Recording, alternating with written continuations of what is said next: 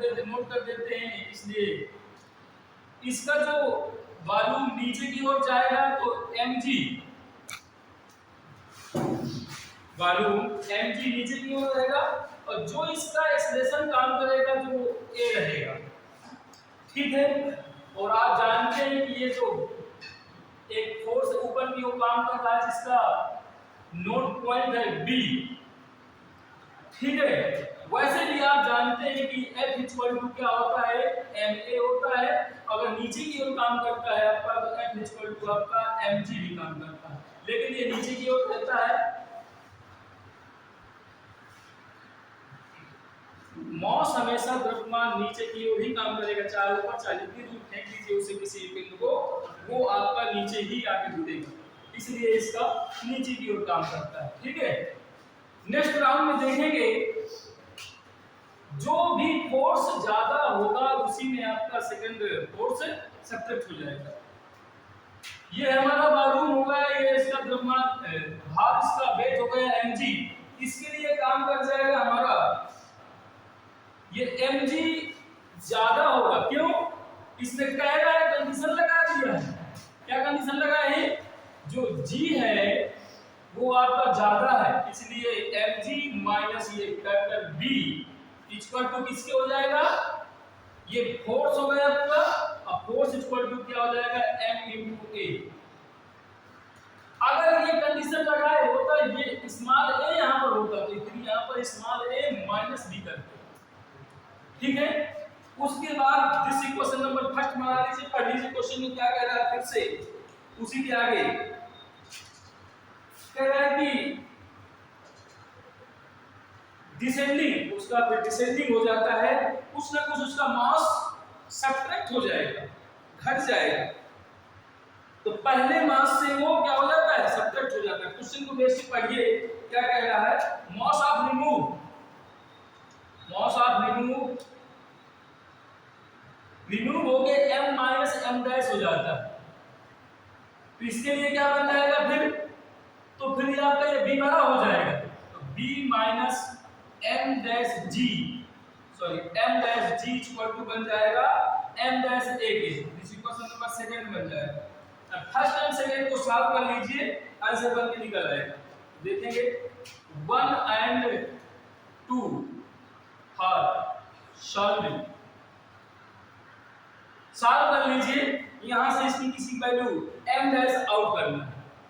क्या करेंगे इसके लिए, देखें mg minus b equal to m into a, फिर क्या है b minus m dash g equal to m dash a, क्या कर दिया यहां पर सब्ट्रैक्ट करने पर, सब्ट्रैक्ट कर तो ये और ये कैंसिल आउट हो जाएंगे। देख लीजिए माइनस का ये प्लस का है, mg minus m dash g equal to m a minus m dash a, यहां से g कॉमन निकाल लीजिए, m minus m dash equal to यहां से a कॉमन निकाल लीजिए, तो ये बन जाएगा आपका m माइनस m डैश। ठीक है, a बराबर g आ गया।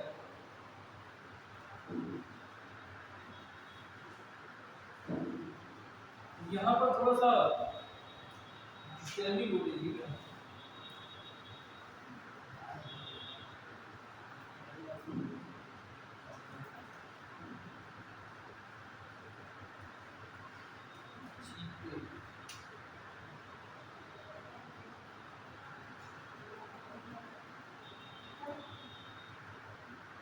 सही तो है, हाँ सही है। तो g इक्वल टू क्या बन जाएगा, a बन जाएंगे, कैंसिल आउट हो जाएंगे, मतलब आपका इसका जो एक्सेलरेशन होगा, कंडीशन तो लगा दिया बड़ा, लेकिन आएगा यही चीज। इस प्रकार से ये क्वेश्चन समझ में आया होगा, तो मैं फिर से बता दीजिए, मैं फिर से समझाने की कोशिश करूंगा। हाँ a तो छोटा कह रहा है, लेकिन यहाँ पर बराबर करवाएगा, इसलिए क्योंकि जो एक्सेलरेशन है, भार तो हमेशा जब इसमें हवा भरेगी तो कहीं ना कहीं तो नीचे जाएगा ना, एक्सेलरेशन तो फिर आपका बराबर दिखाना ही पड़ेगा। ठीक है, नेक्स्ट क्वेश्चन पढ़ेंगे तो फिर समझ में आ जाएगा। एक क्वेश्चन और नोट करिए, एक क्वेश्चन और नोट करिए इसी बेस पर।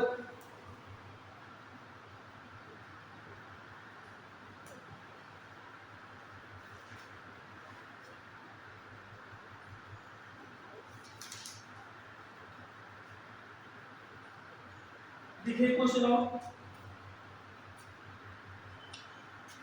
two bodies of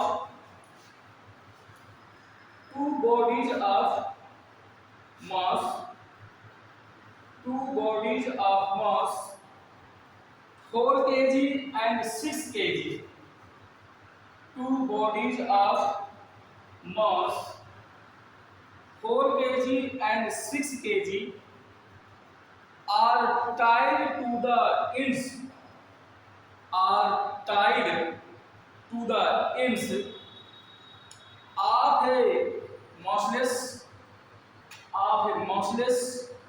string, of a massless string.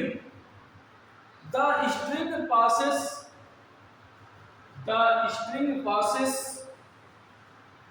over a pulley, which is frictional,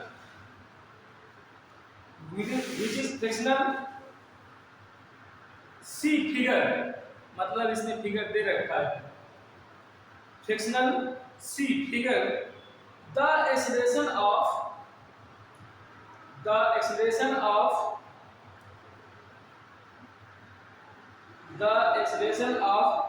the system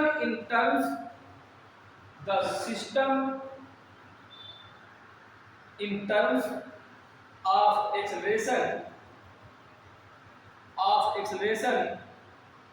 due to gravity g is, small g है,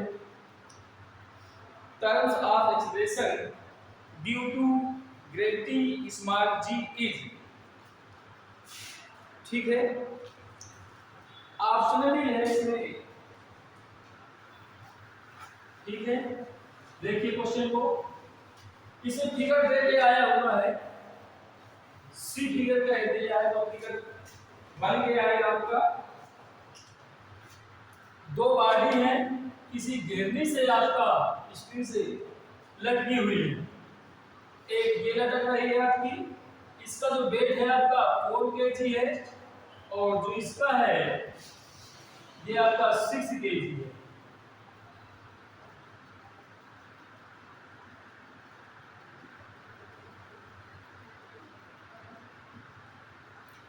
ठीक है बेटा, इसमें गिवन है क्या, क्वेश्चन पढ़ लीजिए। m1 equal to 4 kg and m2 equal to आप कितना दिए 6 kg। आउट क्या करना है आपको, ग्रेविटी g आउट करना है, g के पदों में हमें एक्सेलरेशन फाइंड आउट करना है, a इक्वल टू आउट करना है वो भी g के पदों में। लास्ट में उसने जी बोल दिया। क्वेश्चन को एक बार पढ़ लीजिए। दो आपके पदार्थ हैं जिसका पहले का द्रव्यमान आपका 4 किलोग्राम है, दूसरे का 6 किलोग्राम है, जो किसी टाइट से बंधे हुए हैं और उससे जो ये आपका जो घिरनी कहते हैं हम लोग उसको पुली कह रहे हैं, इसको पुली से बंधी हुई है, जो फ्रिक्शनलेस है, मतलब वो घर्षण विहीन है, घर्षण नहीं कर रहे हैं। आगे क्वेश्चन को, इस सिस्टम का एक्सेलरेशन के पदों, एक्सेलरेशन आउट करना है किसके पदों में, स्मॉल g के पदों में हमें आउट करना है। ध्यान से देखें, इसका जो काम करेगा भार वेट mg नीचे की ओर काम करेगा m1g, इसका काम करेगा m2g, लेकिन जो इसका एक्सेलरेशन होगा ये ऊपर की ओर जाएगा और ये बड़ा है, मतलब ये भार ज्यादा है, इसका एक्सेलरेशन नीचे की ओर काम करेगा। ठीक है, देखिए अब इसको डायरेक्ट इसका फार्मूला, अच्छा गेरा में बताया गया होगा शायद आपको, डायरेक्ट इसको फार्मूला रन करना है। a इक्वल टू आपका फार्मूला होता है m2 minus m1 plus m2 into small g। बस उत्तर दीजिए, आंसर आपका आ जाएगा। ये फार्मूला आपको लर्न करना है। ये व्यंजक आपको प्रूव करवाया गया होगा कक्षा 13 में यहाँ, लेकिन व्यंजक नहीं आपको प्रूव करना सीखना है, ये आपको सिर्फ लर्न करना है। ये होता है a इक्वल टू m2 की वैल्यू कितनी देख लीजिए 6, m1 की वैल्यू 4, m1 की वैल्यू 4, m2 की value 6 into g। a equal to 2 upon 10 g, 2 5 10, a equal to g upon 5। यही आपका आंसर बन के निकल रहा है।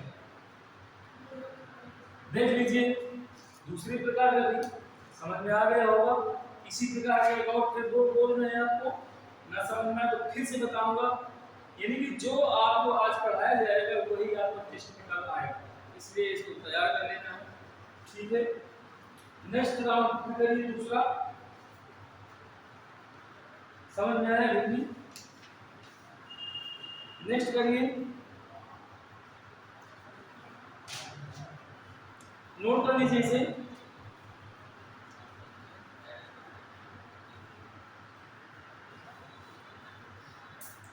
नोट कर लिए हैं?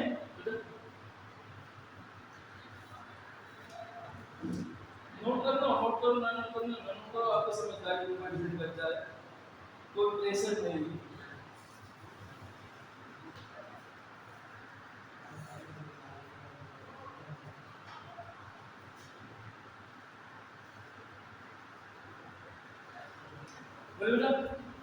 चलिए देखिए पता, a block of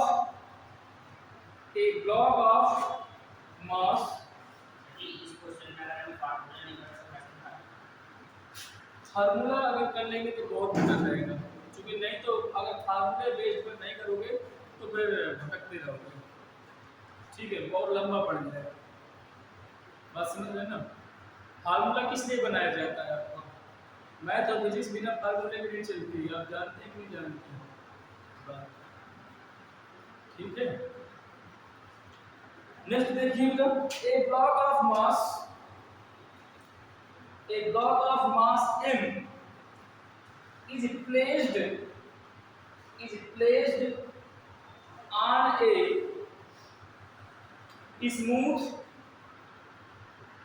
a smooth inclined beds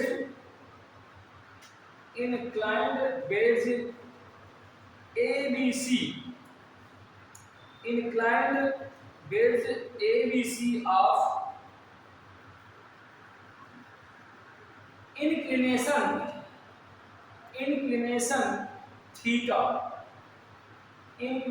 theta as shown in the figure। मतलब फिगर में दिखाया गया हुआ है, theta as shown in the figure,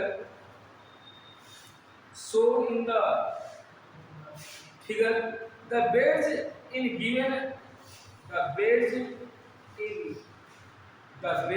is given an acceleration a, small a, acceleration a towards the right, the relation between a and theta, small a and theta, between a and theta for the block to remain stationary on the beds is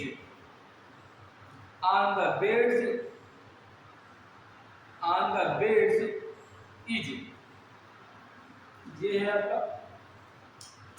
एक बार question को फिर से repeat मान लीजिए अपने मन में।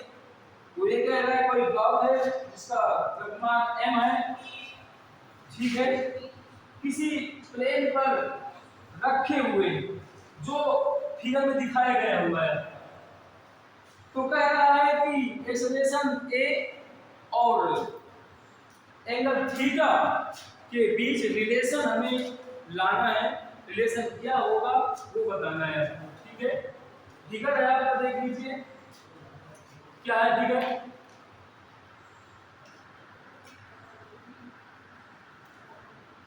ये फिगर है ए बी सी और ये इधर थीटा है और यहां पर कोई भार रखा हुआ है, द्रव्यमान इसका रखा हुआ जिसका द्रव्यमान m है, ठीक है।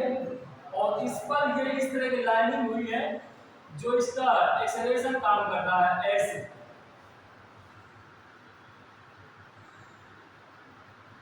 ये फिगर दे के आया है, ठीक है। ये आपका एक्सेलरेशन ए काम कर रहा है ऐसे। तो ध्यान से देखेंगे, इसका सॉल्व कर रहे हैं हम लोग। फिगर फिर से आप बना लीजिए सॉल्व के लिए। ये ए हो गया, ये बी हो गया, ये सी हो गया, ये थीटा एंगल हो गया। यहां पर आपका द्रव्यमान रखा हुआ है, देखिए, ठीक है। और आप जानते हैं कि एक फ्रिक्शनल ये ढकने के लिए ये सोच भी रहा है, लेकिन ऊपर की ओर एक फोर्स काम कर रहा है जो इसको ढकने के लिए मना कर रहा है। जिसका फोर्स ज्यादा हो जाएगा वो नीचे ढक के आ जाएगा। अगर फ्रिक्शनल ये ज्यादा हो जाएगा फोर्स, ये ढक के नीचे आ जाएगा, पृथ्वी पर आ जाएगा।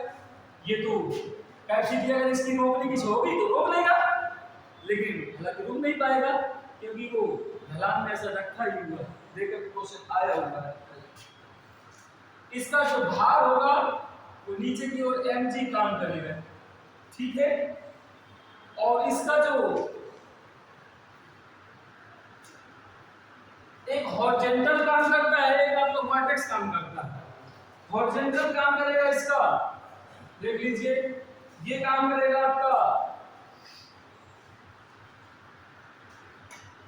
जिसे अपोजिट फोर्स का प्रतिक्रिया बल। इसको दो वर्डिंग काट लेते हैं, किसको, ये बन जाएगा आपका इसके लिए ये थीटा हो गया, ये थीटा हो जाएगा, इसके लिए बन जाएगा r cos थीटा और ये बन जाएगा इसके लिए r sin थीटा, ये बन जाएगा, ठीक है। इसके बाद देखिए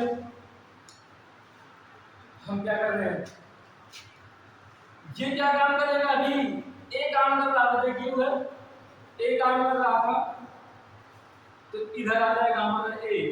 ये सब ऐसे चल रहे हैं, कहीं भी बना लीजिए इसको, देख लीजिए ये इधर काम कर रहा। अगर यहीं बना लेंगे तो फिर ये मतलब ज्यादा दिखाई देंगे, इसलिए अब इधर ध्यान देने दीजिए, जो r sin थीटा है वो किसके इक्वल हो जाएगा, वो किसके इक्वल हो जाएगा, ये हो जाएगा f इक्वल टू होता है m इंटू ए। ये बन जाएगा आपका r sin theta equal to m into a बन जाएगा। और r इक्वल टू हमारा दे रखा है क्या, r इक्वल टू हम लिख सकते हैं mg, तो ये बन जाएगा आपका mg sin theta equal to m into a. इस क्वेश्चन नंबर फर्स्ट बना लिया। और r cos theta equal to mg के लिए इस क्वेश्चन नंबर 2 बना लिया, ठीक है। और r की जगह यहां पे भी तो mg लिख सकते हैं, आप लिख सकते हैं। तो सिमिलरली इसके लिए बन जाएगा mg cos theta equal to a भी mg। इसको ना दो बना करके इसको आप जो है इसको सेकंड बना लीजिए। अब इक्वेशन फर्स्ट डिवाइड से सेकंड कर लीजिए। Equation first divide second from we get क्या हो जाएगा, ये बन जाएगा mg sin theta upon mg cos theta equal to ma upon mg। तो mg से mg कैंसिल किया तो आपका m थीटा बन जाएगा इक्वल टू m से m cancel a upon g। हमें थीटा की रिलेशन लाना था किसके पदों में, a और g के पदों में। तो ये बन जाएगा आपका क्या, tan theta equal to a upon g, तो g a इक्वल टू बन जाएगा g tan थीटा। ठीक है, यही तो लाना था आपको रिलेशन। ये रिलेशन लाने के लिए आपको ये करना पड़ेगा, इससे वो गुजरना पड़ेगा। रिजल्टेंट क्या होता है? इसका सी क्या परिणामी परिणाम ही निकाल लीजिए इसका। परिणाम निकालेंगे तो इक्वेशन इसका वर्क कर दीजिए, एक और दो का 1 एंड 2 का स्क्वायर कर देंगे। स्क्वायर क्या बनेगा mg square, mg sin theta का होल स्क्वायर और प्लस, तो फिर r का वैल्यू यहां कितना करिए थे क्योंकि परिणाम नहीं निकल पाए।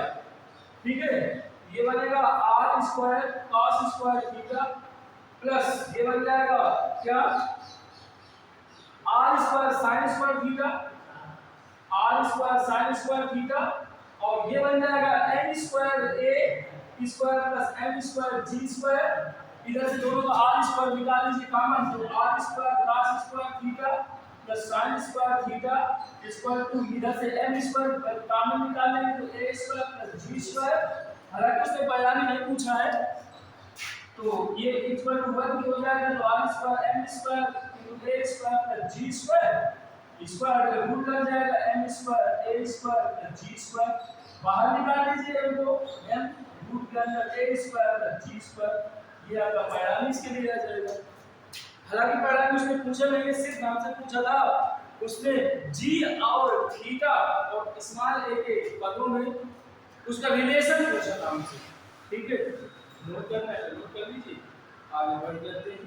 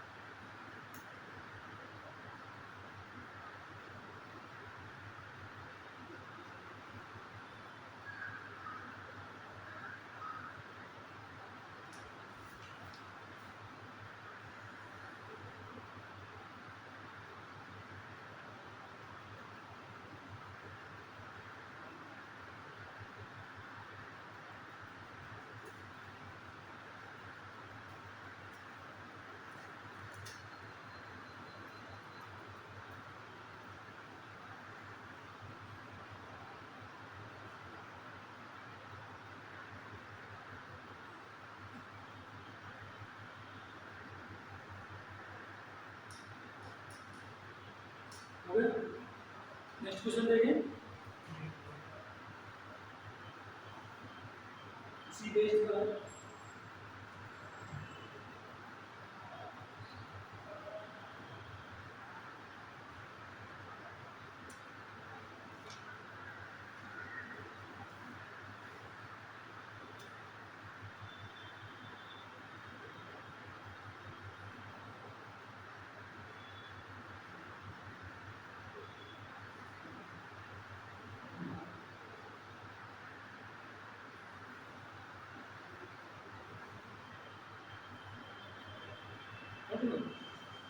आप लोगों को नोट हो गया। नेक्स्ट देखिए, a block A capital a block A of mass m1, a block A of mass m1 rest on a horizontal table, a light string connected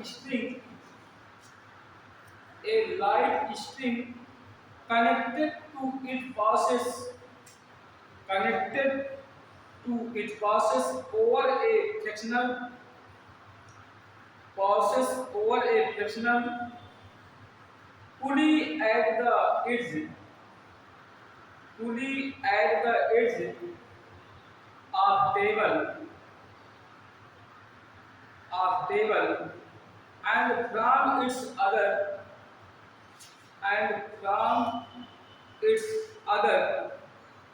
in another block B of mass M2 is suspended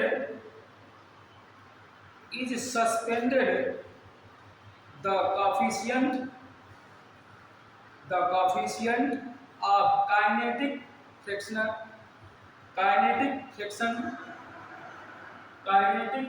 friction between the block and the table is mu k बना लेंगे। ये mu ऐसे होता है, यहाँ के बना लेना है। हाँ, इंग्लिश टू इंग्लिश भी आते हैं, एक तरफ इंग्लिश टू इंग्लिश रहेंगे, एक तरफ हिंदी भी रहेगी। हाँ, एक पार्ट में आपका ऐसा हिंदी में लिखा हुआ है, तो इंग्लिश में लिखा हुआ है, ठीक है। क्या लिखा हुआ है? म्यू के when the block A is sliding on the table,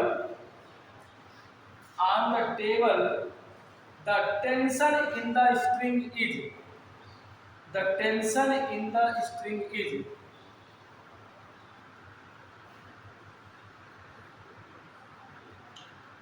मतलब इसका कन्वर्टिंग देख लीजिए, मैं पढ़ रहा हूं दोबारा। ए ब्लॉक ऑफ मास, कोई मतलब पार्ट है उसका ब्लॉक जिसका द्रव्यमान m1 है, रेस्ट ऑन हॉरिजॉन्टल टेबल पर रखा हुआ है, क्षैतिज अवस्था में रखा हुआ है, हॉरिजॉन्टल में क्षैतिज है। ए लाइट स्ट्रिंग कनेक्टेड, हल्की डोरी से वो बंधा हुआ है। To process over the frictional pulley, और वो घर्षणहीन है। In the example table from the other in the another block, दूसरे ब्लॉक का जो मास है उसका क्या है, द्रव्यमान m2 है, इज सस्पेंडेड, मतलब वो भी बंधा हुआ है उसी से। The coefficient of kinetic friction, उसका जो कोएफिशिएंट है, घर्षण गुणांक है, जो उसका म्यू के है, घर्षण गुणांक म्यू के। When the block is the sliding on the table, और टेबल से घर्षण के लिए वो बिल्कुल तैयार है। The tension in the string, उसका जो टेंशन मींस होता है तनाव, अर्थात टी आउट करना है, ठीक है, टी आउट कर बुलाना है। ध्यान दीजिएगा, मैं चित्र बनाता हूँ, ये चित्र दिए नहीं, हालांकि न्यूमेरिकल में चित्र नहीं दिए, ये चित्र बन के आया होगा, ठीक है।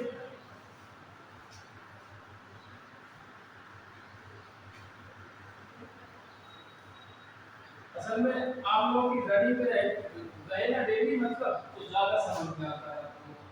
2 हफ्ते में एक बार पढ़ाया जाता है तो वो समझ में उड़ जाता है, ठीक है। इसलिए ध्यान दीजिएगा, कोई ये टेबल पर पहला ब्लॉक पर रखा हुआ है, ये इसका जो मास है m1, और इसका जो टेंशन काम कर रहा है T, और फ्रिक्शन काम कर रहा है आपका F के काम कर दिया, फ्रिक्शन फोर्स, और एक्सेलरेशन आपका जहाँ टेंशन जिधर काम करेगा उधर ही आपका एक्सेलरेशन काम करेगा। इसके लिए ध्यान दीजिए, जो m1 a बनेगा वो T में इंसर्ट होगा, T minus m1a equal to F के बन जाएगा, जिसे क्वेश्चन नंबर फर्स्ट में बना दिया।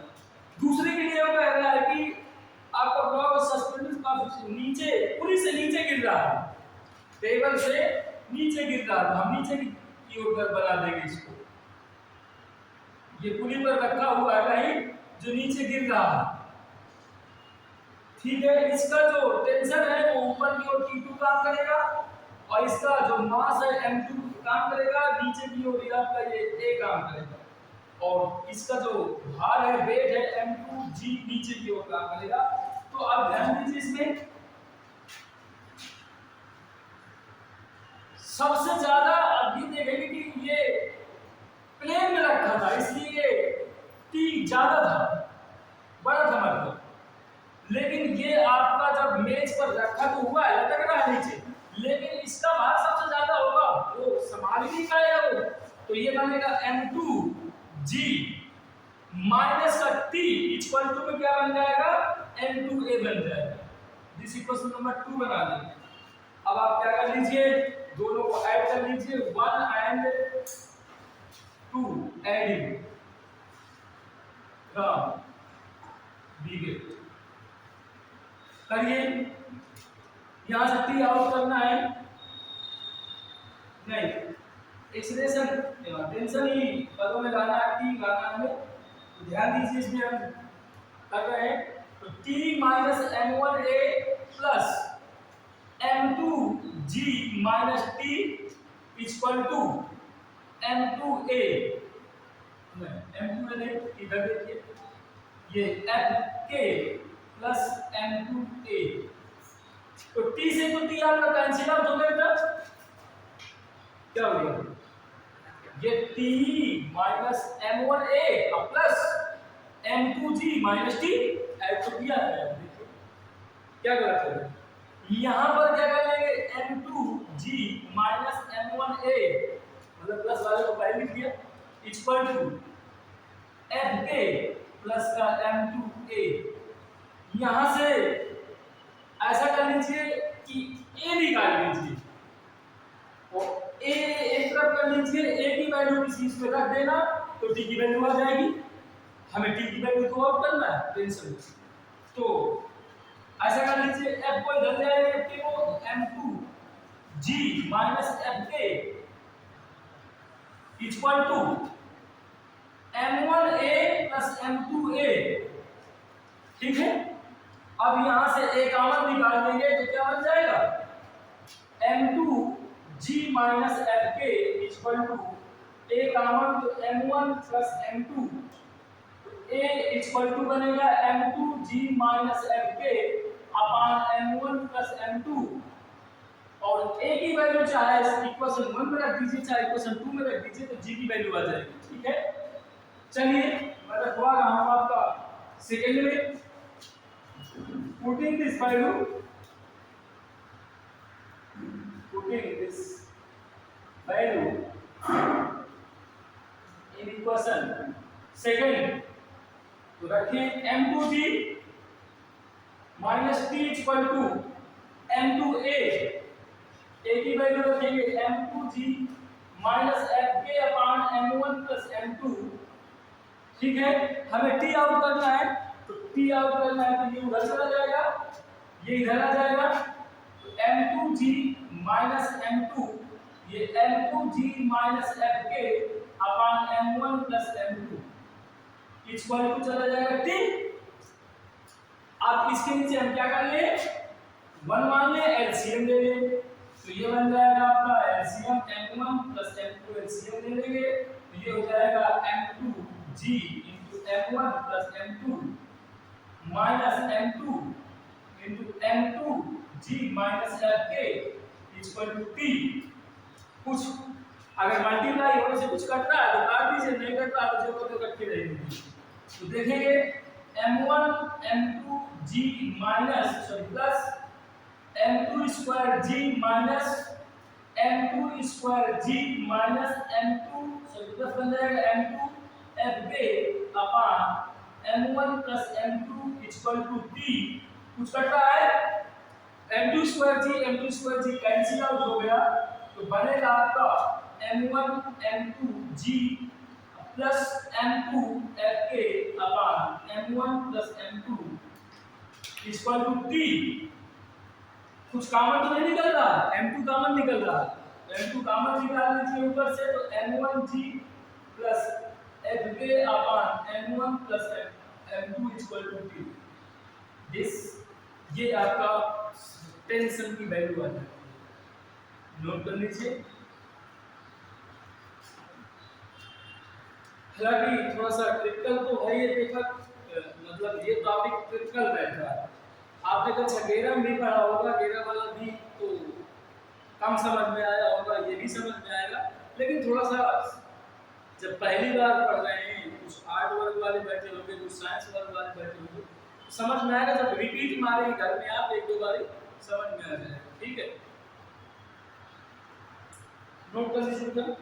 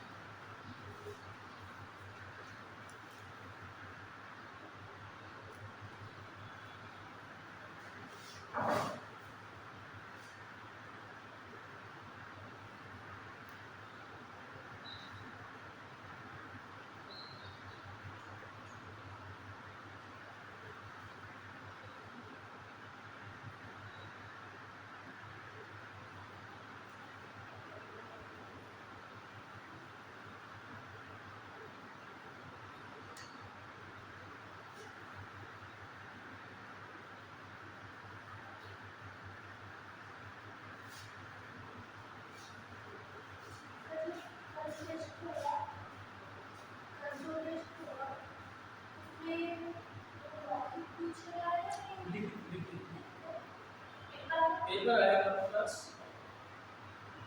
पेपर आएगा, पेपर में टिक करना होगा। नहीं उसमें सब आएगा ना, मैथ भी आएगी। नहीं हम नहीं रहेंगे, हम दूसरे सब रहेंगे। उसमें फिजिक्स भी आएगी, मैथ भी आएगी, आपका जीके भी आएगा, जो जो भी आपको पढ़ाया गया है सब आएगा।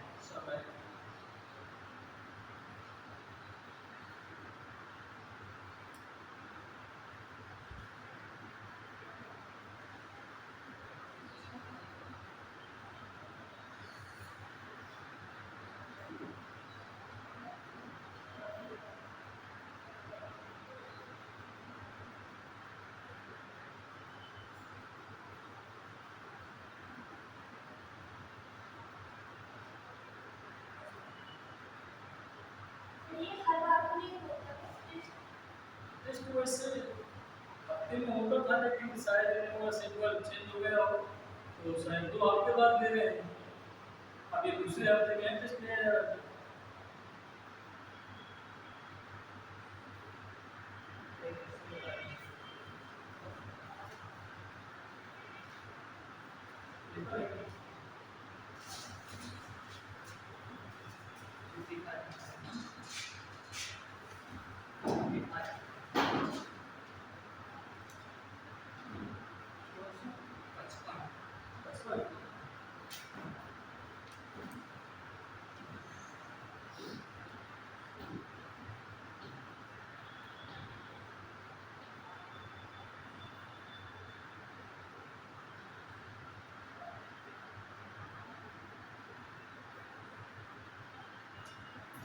देखिए बेटा न्यूमेरिकल लिखिए, एक औद्योगिक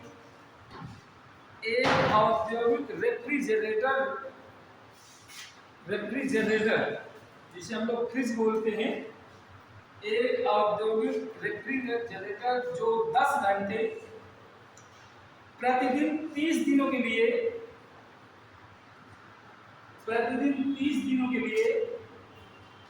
कार्य करने पर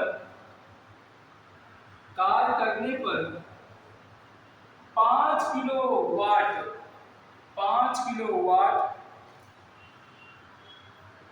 शक्ति का उपयोग करता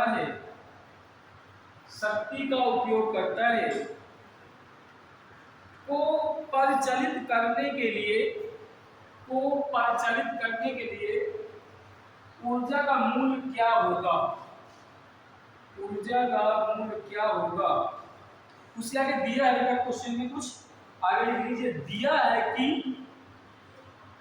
है कि प्रति किलोवाट घंटा, यानी KWH का मतलब होता है किलोवाट आवर, किलोवाट घंटा, ऊर्जा का प्रभार। ऐसे शब्द लिए है उसने कि मतलब उसका व्याख्या नहीं कर सकते। प्रभार का मतलब खर्च, ऊर्जा का प्रभार खर्च 4 रुपया है।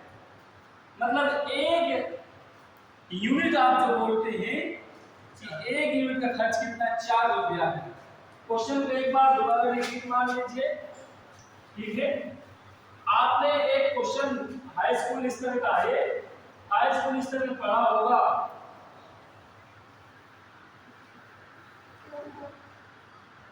जैसे पेपर तो हाई स्कूल लेवल का आता है इसका।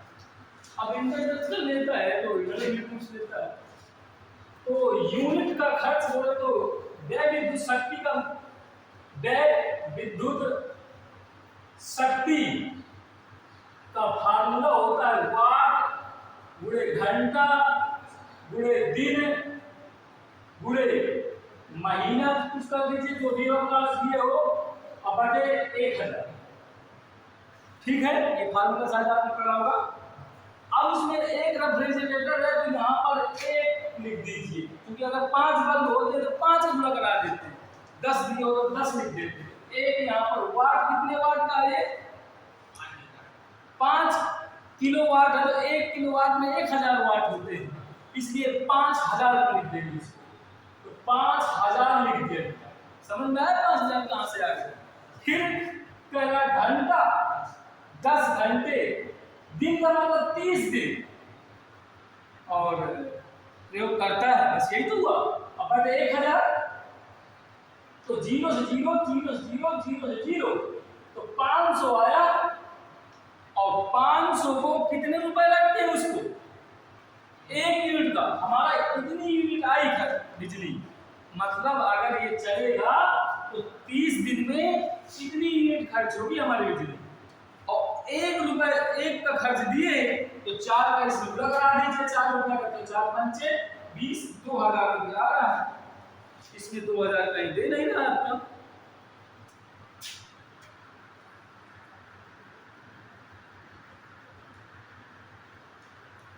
वही लगाना चाहिए।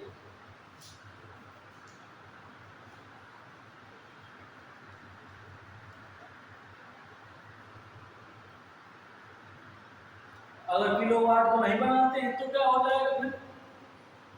तो 5 ही रहेगा फिर वो। तो 5 गुणे 10 गुणे 30 बटे 1000 वही रहेगा, फिर 4 कर दीजिए, 0 0 0 0, 5 गुणे 10 2 गुणे 4,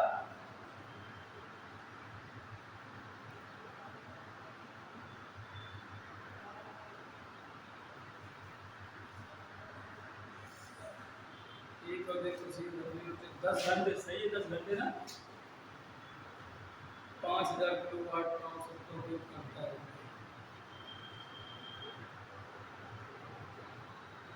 एक किलोवाट और 746 वाट का होता है। एक वाट पावर, एक वाट पावर वो 1 हॉर्स पावर का है, तब अगर 1 एचपी बोर्ड का तो करते हैं, यहाँ पर किलोवाट घंटा है।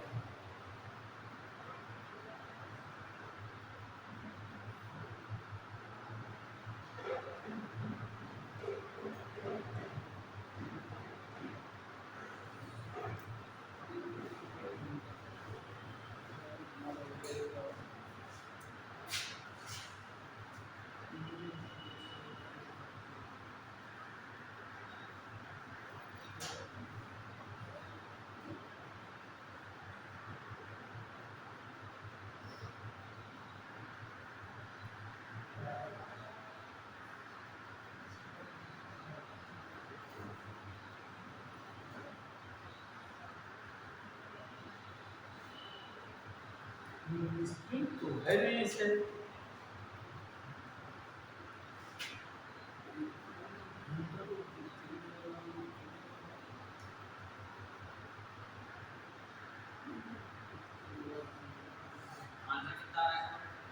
आंसर तो इसमें ऑप्शन दिए 600,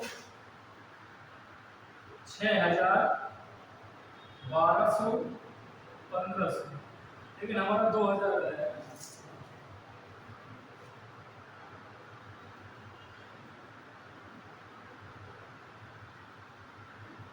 सही लगाए हैं ना, रूल तो यही होता है ना। विद्युत शक्ति वाट गुणे घंटा गुणे दिन गुणे समय ऐसे होता है। अगर आपका जनरेटर दिए 1 तो 1 ही रखेंगे, उसमें 10 तो दिए तो 10 रखते।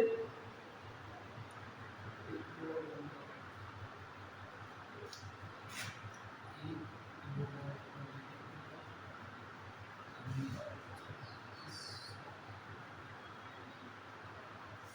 पूछना पड़ेगा है पूछना पड़ेगा क्वेश्चन पेपर पढ़ लिए यार, थोड़ा क्वेश्चन पढ़ लिए, पढ़ लिया हमने।